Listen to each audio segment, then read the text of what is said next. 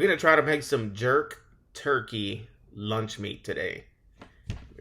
Pop out one of these Carib lagers, the Grace dry jerk seasoning, and we're going to combine it with this Walker's Wood. And let's get this cook going, guys. What you see in front of you here is just your basic butterball turkey breast. Nothing special about it. It's just packaged from a local HEB. And we're just going to crack it open and add some flavor to it. Luckily, it was already kind of tied. It was in one of those little stretchy things that you see there. Which is great because I wanted it to do that. I'm just going to cut the ends off and I'm just going to smoke it just like this, guys. The plan for today is a low and slow cook on this turkey breast. I want to get some smoke in it. I'm going to come across the top with that Walker's Wood on both sides.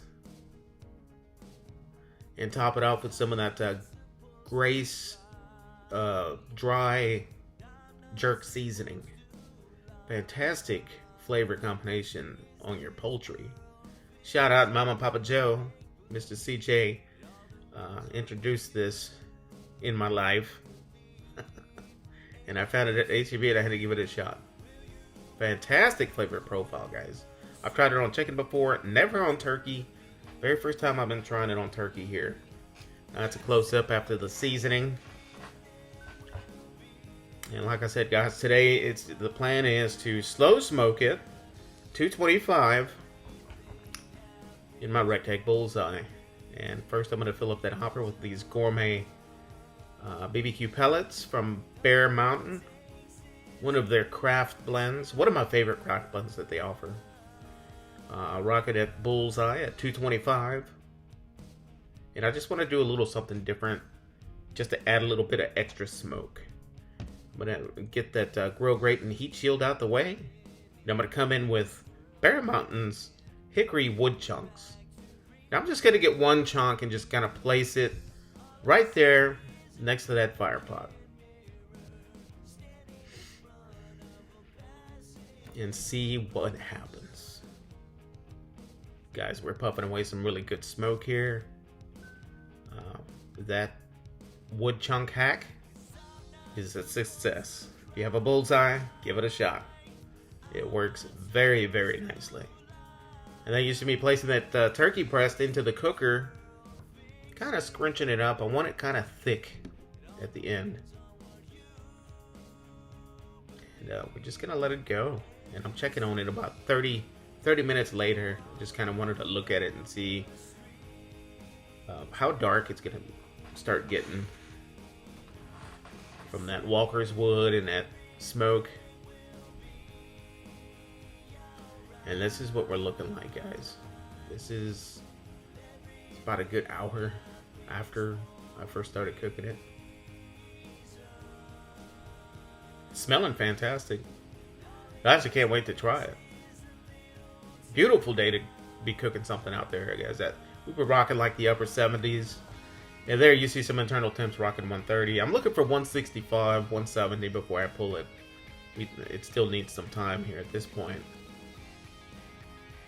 But here about an hour later, we hit it. And we hit that 165. And so it's time to pull it at this point, guys. Now I've got some plans for this turkey breast.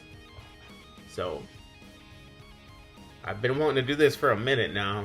I'm finally getting to do it.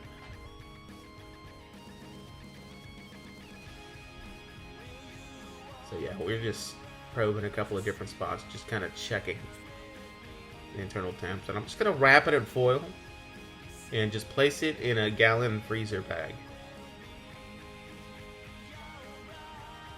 And I'm just going to rest it for a minute. Let it cool down a little bit before I place it into the refrigerator overnight. And put it to rest. Because I want this sucker to be really cold for the next day. Now guys, I went out there to clean my bullseye after the cook. And I just kind of wanted to show you what happened. So I'm going to get that heat deflector out the way. And as you can see, that wood chunk is gone. And so I'm just scraping out, I'm pulling the ash out of the fire pot and just throwing it at the bottom of the cooker. Just to get it ready for the next cook. Then I'll just grab a handful of pellets out of that hopper and just kind of put them in there. And that's it. Ready to cook the next time. That's why I love using the bullseye. It's so easy to use. Guys, we're looking at that 10-inch meat slicer from Made in Meat the very next morning. I'm going to make this sandwich meat. Let's go ahead and bring it into the house and start slicing this turkey breast, guys. And take a look at these slices coming off of that jerked turkey breast. Guys, it came out fantastic. Not the last time I'm going to do this. I'm going to do this plenty more times. This stuff didn't last. I mean, it probably lasted like a couple of days. We all tore it up in the house, guys. This was a delicious lunch meat. And I decided to slice that breast long ways because I was thinking about, you know, getting it, you know, the small slices, but I thought no, because I could do those by hand. This is why I wanted a meat slicer, so I could do stuff like this, you know. And so I just decided to do the long slices, and it worked out fantastic. This project was a success.